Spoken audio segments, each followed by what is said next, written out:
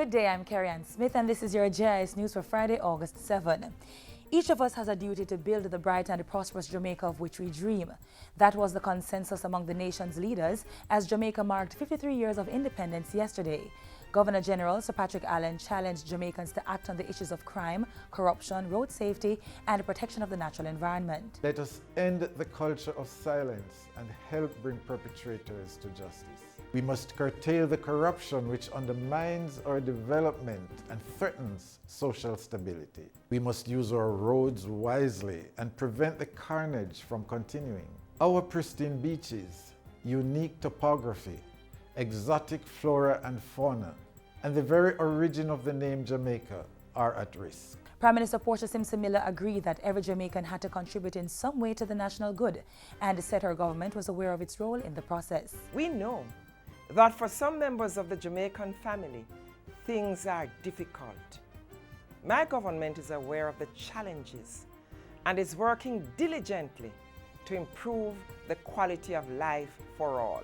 For his part, opposition leader Andrew Holness said we must not use the independence festivities as a distraction from our realities, nor should we reflect only to engage in blame. This is a time for learning from our history and recommitting as a nation to quickening the pace of our development and growth while avoiding the pitfalls of the past. Meanwhile, United States President Barack Obama congratulated Jamaica on 53 years of independence in a letter to the country's head of state, Governor General Sir Patrick Allen.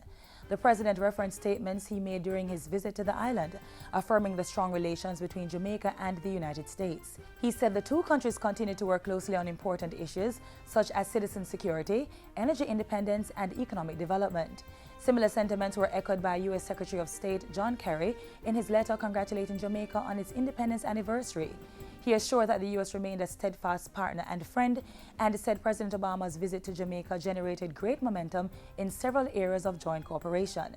As part of efforts to continue that work, he said the U.S. would be sponsoring a dialogue between democracies in the coming year. It's to be a series of public and academic events aimed at advancing and deepening our vital bilateral relationship.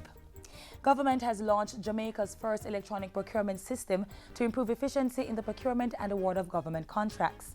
The system will reduce administrative costs and the time it takes to process public sector contracts.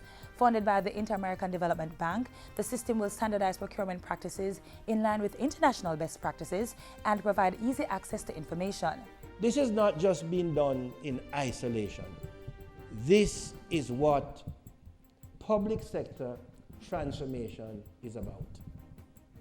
How we do business, the ease in doing business, and how the people of Jamaica, our customers, have access to the system of government.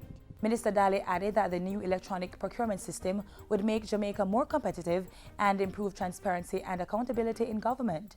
In the last fiscal year, government issued thousands of contracts valuing approximately $60 billion in areas such as consultancy, goods, services, and works.